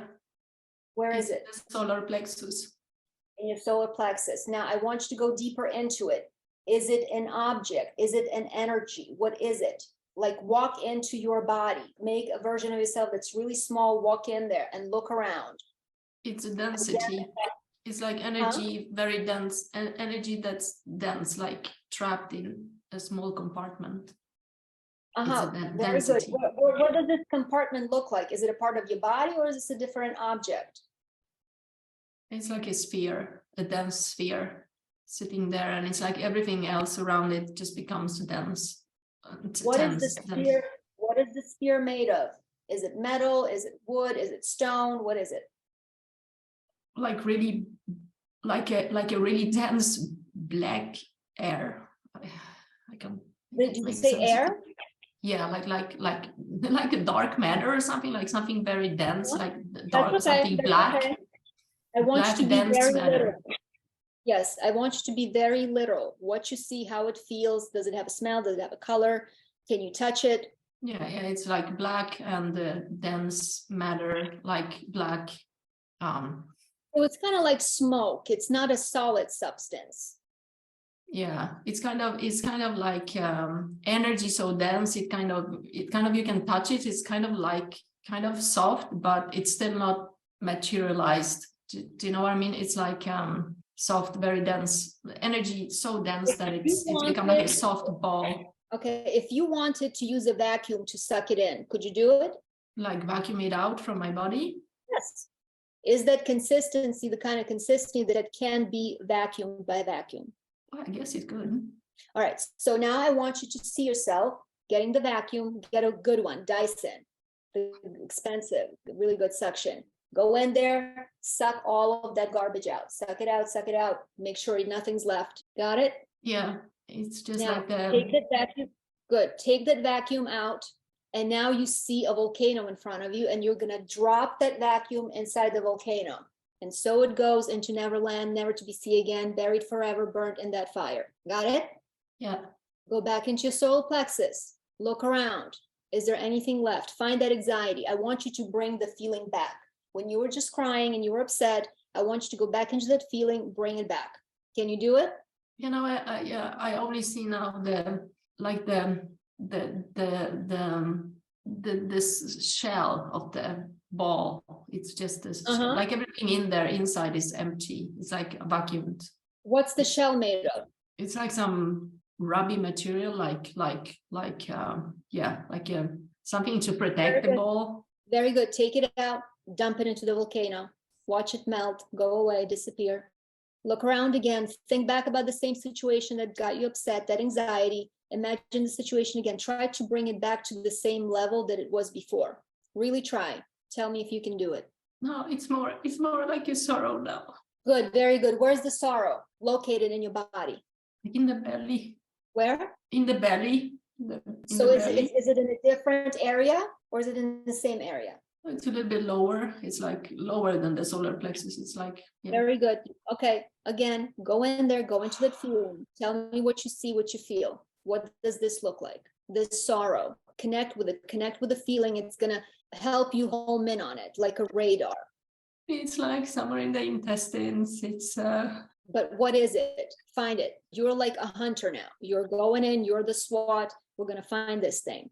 We're gonna go through your whole intestinal canal, find it. It's like this little part in a small part of the intestines. It's like a little tube, like it's see-through. It's like glass, but it's flexible. So is it glass? Yeah, like if glass would be flexible, you could bend it, like see-through. Is it burnable? Can we throw it in a volcano? Yeah, it's more like, it's like rubber or something, see-through rubber. Toss it. Make sure you watch it burn, disappear, it's gone. Look around your intestines, see if anything else is left. Look for that sorrow, the remainders of that sorrow. Look for it. Make sure nothing's left behind. Yeah, it's like dissipating. Did you say pain? Dissipating. It's the dissipating. Yeah, well, the sorrow is dissipating. But you're saying dissipating, to me that means it's not gone yet. So I want you to tell me what's left. And it can be anything. Don't try to make stuff up. Your body, your mind is going to show you. Tell me what it is. Like some kind of wound, like an arrow or something, like that wounded that part. It's like this wound that is under there, that was under. That is like this arrow, like a iron arrow that like someone would like shoot through my body. Now I want you to now very delicately remove the arrow. Make sure you don't rip anything apart. Pull it out nicely, gently. Don't rush. Let me know when you have it in your hand. It's out. I want you to throw it away, see it getting farther and farther away. Now you're gonna set it on fire, you're gonna burn it, you're gonna watch it burn until it's completely gone. Yeah, I threw it into Did it burn? It's getting like red, and make sure it was black before. It was like black iron, and now it's like getting red, and all you it's gotta do is cracking up. Just light a fire. It's very simple. The arrow's gonna burn. It's cracking up like in the because of the fire. It's like it's beginning to like ashify, like good. Okay, let it go. It's so easy to let it go. As you watch it burn, just realize it's that easy. It can be this easy. Yeah, it got turned to ashes and it blew away with the wind. Very good. Go back to your intestine. I want you to now, like a surgeon, take a needle and thread, surgical grade. You're gonna go and you're gonna sew up that area where the arrow was that made a hole in there. Okay. Yeah, I did that. Make it nice. Sew it up. Make it nice. Yeah, it's sewn. Okay, and now we're going to take a magic laser from Alien Technology, and when you shine it on tissue, it just regenerates. It grows back together, and I want you to see it in your mind's eye happening in front of your eyes. Yeah, I can see that. It's healthy. It becomes whole. Yeah, it became like smooth and back to normal cells. Yeah. Very good. Look around. Is there anything else left? It's like a little pearl. It seems like a little pearl in the seam, like where we saw, and it was it's just like a little pearl. It seems like a gift or something. Ah, very good. So you like the pearl? Yeah. Tell me about the pearl. How it makes you feel? It's very it like has dignity. There's what? It's like the pearl of dignity. So what is the feeling that I haven't been giving to myself? I haven't been giving myself the dignity. Like you said, I was punishing myself. Yes, but we don't have a lot of time, and I'm sorry, but I have to move this along because I want to work this through with you. I want you to tell me the feeling you're feeling now. Is it a good feeling or is it a bad feeling? Yes, Yes, Good or it's bad, I don't know it's what like dignity. It's like so it's good. It's a good feeling. It feels good to yes. you. Yeah, it's Okay, like this very good. very beautiful, like this super beautiful black pearl, like this super beautiful black pearl of dignity. Excellent. I want you to hold this pearl and I want you to feel the feeling. Now, again, go back into your body and identify where the feeling is. Is the pearl the feeling or is the pearl causing the feeling? There's a distinction here. Yeah, I feel joy. I feel happiness now.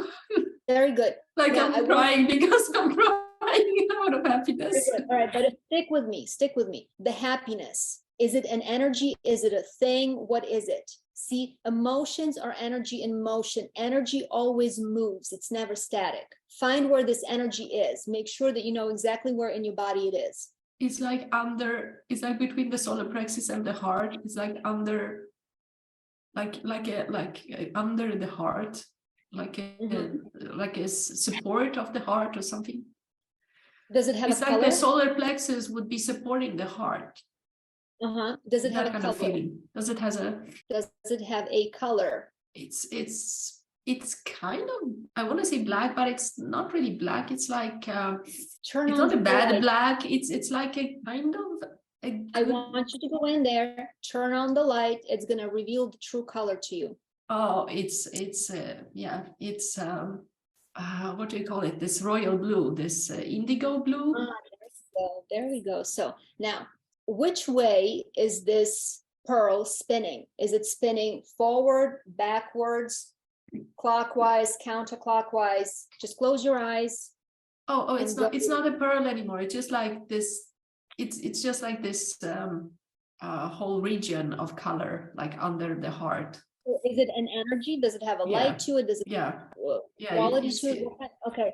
It's a warm energy. It's like supporting, kind of feels like a support. Like it's not like you could drop stuff through it and it would break. It's like, and it's kind of like tell me which way the energy is moving. It's like a cushion sitting on between the like, I mean, it has to have motion. It has to have motion because energy always moves. Energy is never static. All you got to do is pay attention and it's going to show you. It's not something you have to make up, to create. You just got to watch it. Become one with it, merge with it, and you're going to feel exactly what it feels. Yeah, it moves upwards towards the throat. And then where it goes, once it goes upwards, where does it go? Because it doesn't leave your body, right? So it has to return back to where it came. So which way does it move? Is it the forward loop? Is it the backward loop? Which way does it move? Yeah, it's like the backward loop up to the throat and then down again to the heart, and and around, like a loop between the heart and the throat. Okay, so what I want you to do now, using your mental intention, keep spinning this energy in the same direction that's already spinning, but with every revolution, you're going to make it bigger. So it's going to expand beyond your body. It's going to engulf. And not only is it bigger, but it spins faster. So as this energy spins faster, the feeling actually intensifies. So I want you to close your eyes and I want you to do this for me. Okay? Yeah. And I want you to keep building it and keep going faster and faster and bigger until the feeling is so intense that you can hardly take it. Until even your toes are smiling. Yeah, it's getting bigger. I'm getting like this shivers. Very good. Keep going until it reaches a crescendo of sorts. Yeah, it's like all over the body now and outside the body. How do you feel now? Like some champagne bubbles all over. Okay, now I'm going to ask you to do something you're not going to like, but we have to do this. I want you to go back to the bad feeling when you first started. I want you to try to recreate it, see if you can still do it. The situation with the donut and whatever the thing was that nobody cares about, but go back to that thing that made you really upset in the beginning. See if you can bring that feeling back in your body, if you can still feel that anxiety, that discomfort. No, there's no discomfort. It's just like a mental memory. Really try. You have a memory. What does it make you feel? How do you feel about this memory? I don't really feel anything. It's just like my body is trying, but I have no feelings about it. It's just like this very neutral Yeah, like no feeling. I just feel very. Now, I want you to take this even further. So you don't have a feeling, right? Do you have a picture of this memory? Yeah, just like a box, like Imagining almost it, correct? like in a box, like just this very paper box memory, very no Okay, so feeling to it. this is a memory you don't like. This is a memory that made you feel not very nice feelings, correct? Yeah, I guess. Yeah, I mean, No, there's no guessing. You got to be sure about this. I mean, it didn't look like a just it didn't look like a box before. All right, what's in the box? Open the box. What is in the It's box? nothing, like this empty box, just this like neutral empty box. Nothing, doesn't mean anything. So how is it connected to the event, to the first event that made you upset? Is it connected in any way whatsoever? It's like empty. It's like there's nothing there left. It's like, I don't know, maybe just, it feels like it's showing me that it's just like nothing important or nothing that has any meaning. It's like, okay, it's just like an empty memory. That's, what I mean? It's just like an empty intellectual memory. There's no substance to it. Very good, but we're gonna get rid of this thing. Tell me how big this box is. I want you to be little. It's the size of like a TV. It's like a hand, like a hand. It's just a small. All right, make it even smaller. Actually, crumple it up like this, like it's made out of napkins. Yeah, now it's a little crumpy ball. Okay, take that crumpled up box, throw it away till it's far away from you. And now as you see it all the way out, set it on fire, you're gonna let it burn. Yeah, it's just black ashes now. Very good. All right, I want you to go back now and I want you to still find the memory of the thing that had you worked up in the beginning. And I want you to tell me what it looks like, because I want to see if the picture has changed. Now, again, I don't want you to make anything up. I just want you to try to remember what happened, that event that got you all in your emotions. I want you to try to go back to it and remember it, see what it looks like and see if there's anything different about it. Yeah, it's just like white color. It's just like a white color, nothing. So you can't actually see, you cannot actually picture yourself doing what you did? No, I just, if I try to like think of a donut in my mind, I just see this white color. And that's, folks, how easy it is. How you feel now? Peaceful. Good, good. So this is another aspect of my work that I do with people, emotional work. And you don't have to go to therapy for 10 years and figure out the root cause of your problem and what the feeling was. It doesn't matter. If you noticed, I didn't want you to tell me what it was because it's irrelevant. It only wastes time. The only thing that matters is how you're creating the problem, how you are framing it. That's what we're working with. Yeah, I feel very expanded now. Good. Do you want a donut? No. I just, when I look at it, when I look at the donut now, it's just like something soft. It's like, it doesn't want to enter my mouth. It's just like, oh, it's something soft. It's just like this, just texture. Yeah. Do you want me to make you hate the donut? Can you do it? Can you do that? Picture the donuts. You see the donut? Yeah. What kind of donut is it? Just by your intention, it makes me feel like disgust in my body when I look at it now. Yeah, look at it, and when you pick it up, you see a big fly that's squashed, that is stuck to the donut. Do you see it? And I want you to pick it up and I want you to bite into the donut and the fly, and I want you to feel the crunchiness of the fly on your teeth. Oh my God. The little legs of the fly are sticking to your tongue. You're doing it. Oh my God. Swallow it, push it down. The little legs, the little wings that are all sort of discombobulated in there, dismembered. Yeah. Find that feeling. Where's that feeling? Yeah, I'm totally in the feeling. Where's the feeling? Totally. Where is it? Oh, it's so disgusting. And when you said to me like swallow it, my body would like puke it up. Like I swallowed it and my body would like Okay, but I want you to keep following that feeling, that feeling. Where is it in your body? Where do you feel it when you feel that feeling? It's like in the upper body, kind of that upper torso. It's like this. Okay. And in the lower torso as well. Yeah, it's everywhere in the torso. It's just like this really like shivers of disgust. I want you to go deeper and find the direction, the movement of this energy. Again, find which way it's going. Like moving up, I think, like shivers that move up. But where do they go after they go up? Because everything circulates in the body. Yeah, it's like this bigger circulation, like up to the throat and then down to the. I need you to know which direction the energy is going, because I'm going to make you push it in that same direction. Yeah. Did you figure it out? Yeah. Okay, I want you to now, with your intention, spin it faster, this energy, and make it bigger. And as you do it, feel the smell. It's like that garbage smell as you spin it. And as you spin it, you see that donut spinning inside you with the parts of the fly and some hair stuck to it. And keep going. I want you to make it stronger and bigger, faster, until you get so nauseous you're going to puke. Oh, God. Yes, very good. Keep going. Let's go.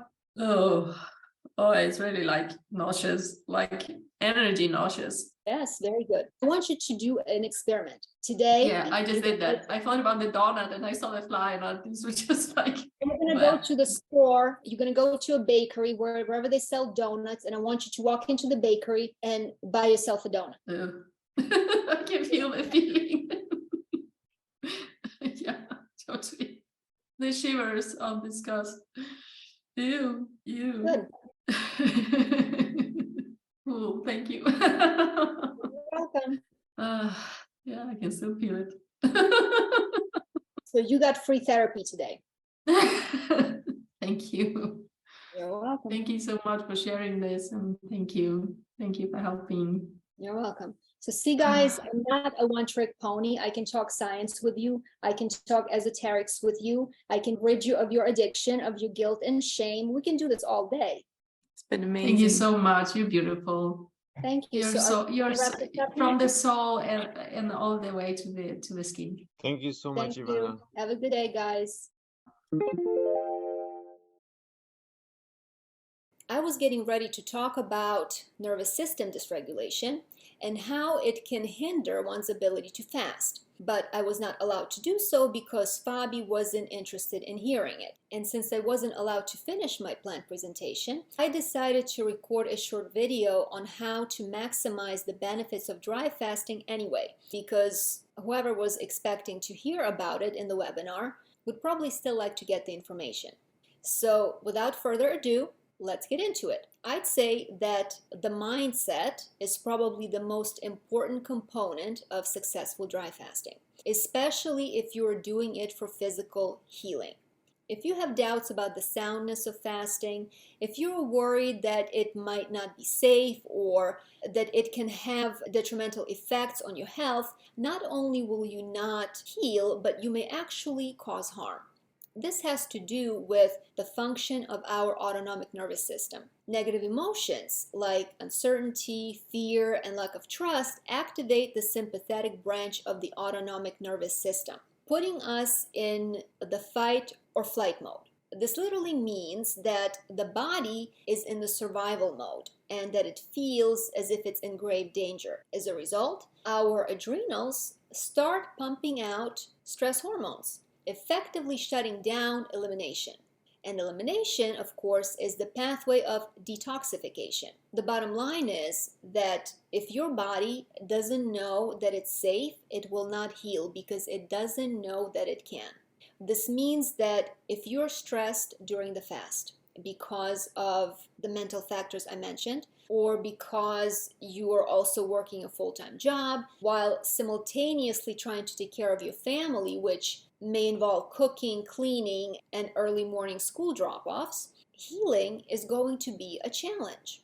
The reason for this is that healing in detox can only happen in the parasympathetic state. It's no accident that the parasympathetic branch of our autonomic nervous system that deals with the housekeeping functions of the body is called the rest and digest branch. And that's the state you want to promote while fasting if you want to heal. This means rest, relaxation, and being calm.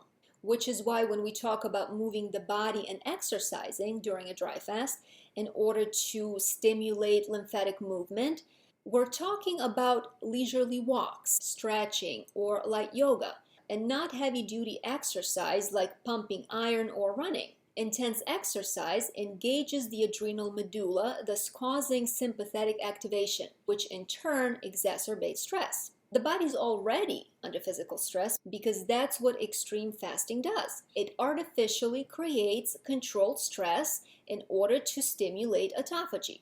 But the stress has to be tightly regulated in order to keep us within the healing framework rather than pushing us into the danger zone of the fight or flight mode. When we are unable to downregulate the stress response, not only does this shut down elimination, but it also causes disruptions in musculoskeletal function, which can result in cramps, weakness, and even paralysis. Intense physical activity puts a serious demand on the adrenal medulla to produce epinephrine, which is especially challenging when your adrenals are weak to begin with. Epinephrine is secreted during exercise, causing dilation of the small arteries within the muscle, which gives us physical strength, and it also increases cardiac output. But epinephrine is also produced in response to low blood sugar.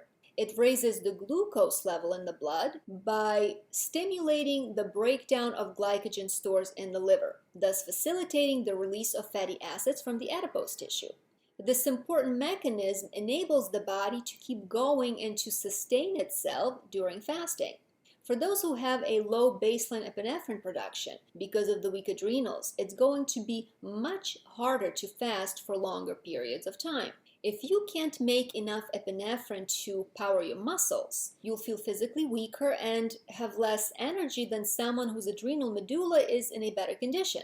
This means that doing intense workouts during fasting will double the demand on your adrenal glands, thus undercutting your ability to fast. In other words, you'll run out of steam faster and will have to break your fast sooner than you might like.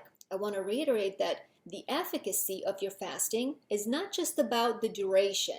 Being able to go without food and water for 11, 20, or even 50 days in of itself doesn't automatically equal healing. You may very well be able to withstand the food and water deprivation for some time, but if you're stressed, anxious, or fearful while doing it, you won't be healing. The more I work on myself as well as with other people, the more importance I give to the nervous system regulation. This is especially important for people who are relatively new to fasting. What I came to understand is that 99% of people have a dysregulated nervous system, and the most common type of dysregulation is sympathetic dominance, which is where the person is in a permanent fight or flight mode. It's important to understand that sympathetic dominance is different from sympathetic activation, about which I just spoke, because sympathetic activation is temporary, but sympathetic dominance is permanent. If you have ADHD, if you're a high-strung overachiever or overthinker, a workaholic who's always on the run, always doing something productive, if you're prone to worry and anxiety, then you most likely have sympathetic dominance.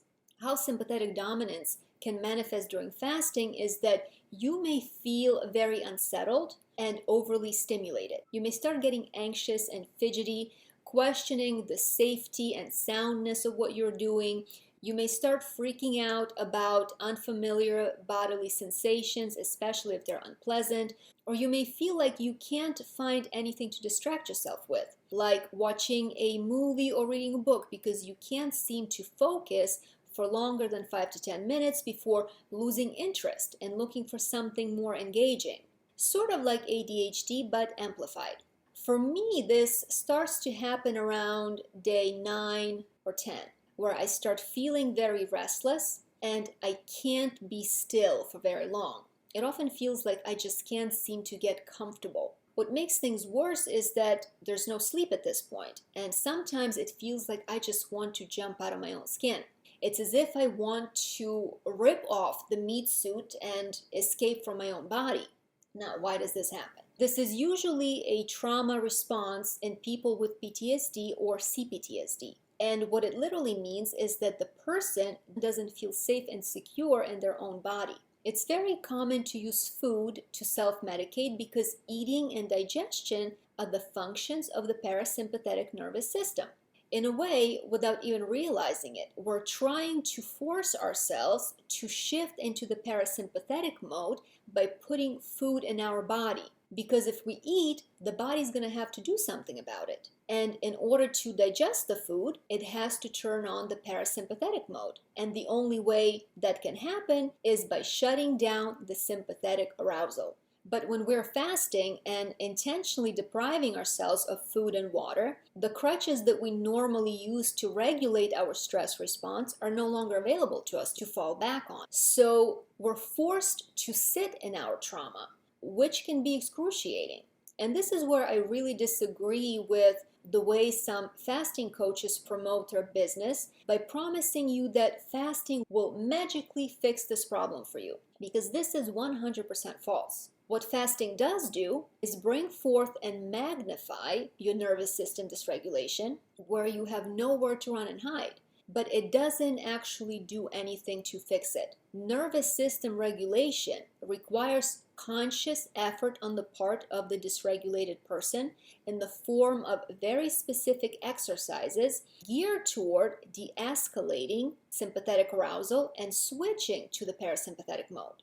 This can be done through vagus nerve stimulation, tapping, or special breathing techniques. It's a process rooted first and foremost in self-awareness, as well as in our willingness to stay in our discomfort and observe it without trying to escape. Nervous system regulation takes time, effort, and patience in the same way that strength training and muscle building does. We're actually training our nervous system to be more flexible and adaptable. As already mentioned, you can engage the vagal brake via tapping or breathing, but another thing that can be very helpful is simply being next to someone with a regulated nervous system. That's why a supervised dry fasting retreat with a competent and regulated facilitator like Dr. Filanov or Satmarga, for example, as well as other people who are fasting along with you, can be extremely beneficial, because experiencing the energy and the presence of a centered, calm person is often enough to help you shift into parasympathetic state.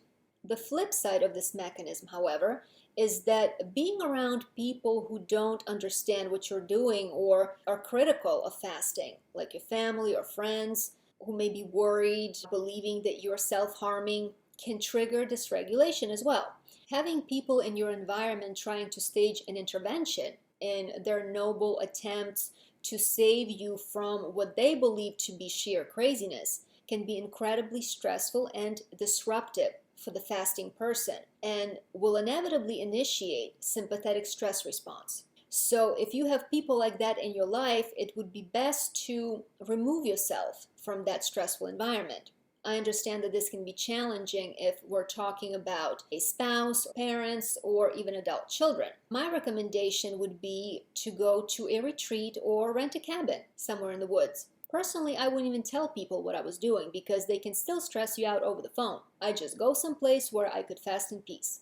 When you find yourself in sympathetic activation during the fast and are not able to downregulate it and shift into the parasympathetic state, you're now officially doing damage to your body. I know it can be tempting to try to hang on as long as possible because you want to last a certain number of days to either set a record or because you believe that duration is the most important benchmark of healing. But doing so would be counterproductive.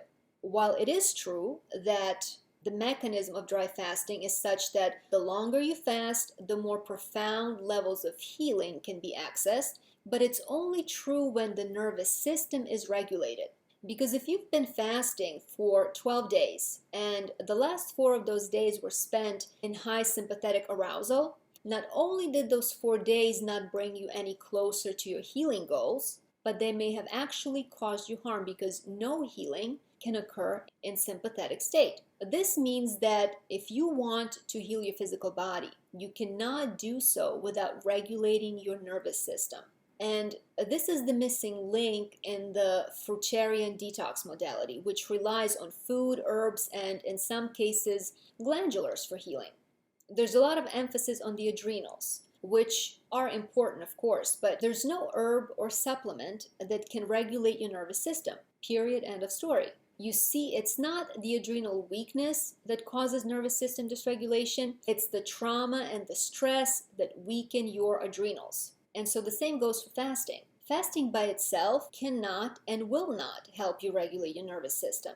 What it will do is amplify whatever dysregulation you have and make it much more difficult for you to fast unless you know how to bring yourself back into balance. Now, aside from sympathetic dominance, there's another type of dysregulation which is called parasympathetic dominance. You might be confused given the fact that I just spent a lot of time talking about the importance of moving into the parasympathetic state. And all of that is true and correct because parasympathetic state and parasympathetic dominance are two different things. If in sympathetic dominance, you're permanently stuck on high, in parasympathetic dominance, you're permanently stuck on low. If you have parasympathetic dominance, which is where your adrenals have pretty much flatlined, you won't be able to dry fast very long at all because fasting requires you to tap into the body's energy reserves. And if you don't have any reserves to begin with, then fasting will be a non-starter for you. So my recommendation is that you first figure out what type of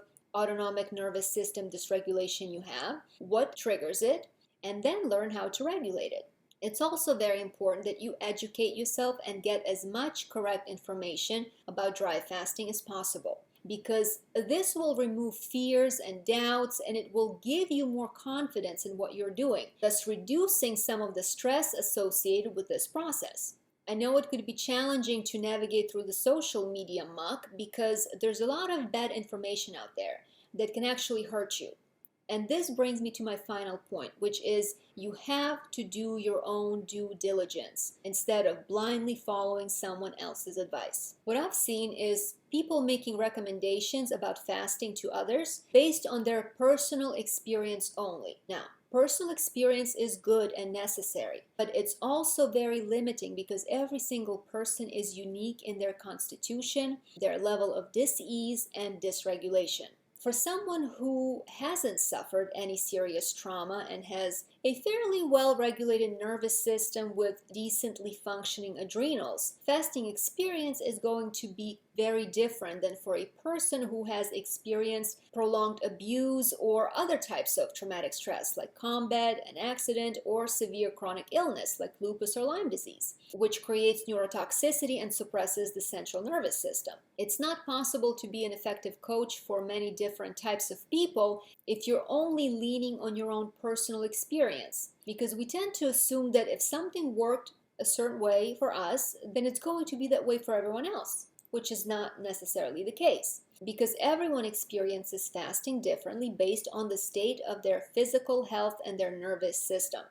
It really irks me when I see fasting coaches post things like, "Don't listen to the naysayers. Dry fasting is in no way dangerous. It cannot hurt you because you already fast while you sleep." Not only is this reckless, but it's also not true. There's a huge difference between dry fasting for 8 hours and dry fasting for 8 days, and those of you who have done it know this quite well. Not only can dry fasting hurt you, but it can also kill you. And my saying so in no way means that I am against dry fasting. Dry fasting is an outstanding tool which I love and practice personally. But we cannot be blind or stupid. If you have type 1 diabetes, if you have hypercoagulation, cirrhosis of the liver, or late-stage cancer, dry fasting is not for you. You could get an aneurysm, a heart attack, or go into ketoacidosis, all of which can be fatal. Some time ago, I posted a video about the importance of breaking a long dry fast correctly, saying that eating too much and too quickly after extended food deprivation can cause cardiac arrest in some people. The reason for this is that starvation slows the heart rate, and when too much food is reintroduced too quickly, a lot of the blood gets diverted toward the digestive organs, which requires the heart to pump much harder and much faster, thus putting a strain on it. Now, mind you, nowhere in the video did I say that dry fasting was bad or that people shouldn't do it. No, I simply told people to break the fast gradually. I also mentioned Dr. Falanov's guidelines for keeping track of the heart rate Of course, someone posted a comment saying that I have no idea what I'm talking about and that the doctor, meaning Filanov, knows nothing because doctors traffic in misinformation. He then proceeded to tell me that he's been a breatharian for 9 years and that I should go to his page so I could learn something. Now, the problem is that this person is advising people for money on how to dry fast and how to transition to breatharianism. He's literally promising people that they can fast their way out of their shitty jobs and their abusive relationships and other stuff like that. He also claims that it's not possible to be harmed by dry fasting because the body is a self-preserving machine that would under no circumstances harm itself. Look, it's one thing to push the envelope and experiment on yourself, but if someone else dies because of your bad advice, then what? So please do multi-source research. Filanov has solid information and he also has lots of experience with fasting a great number of people where no one died and no one was harmed. And if someone is telling you that fasting is going to solve all your problems, including employment and intimate relationships, I would be very skeptical of those promises. So stay safe and observe proper fasting protocols.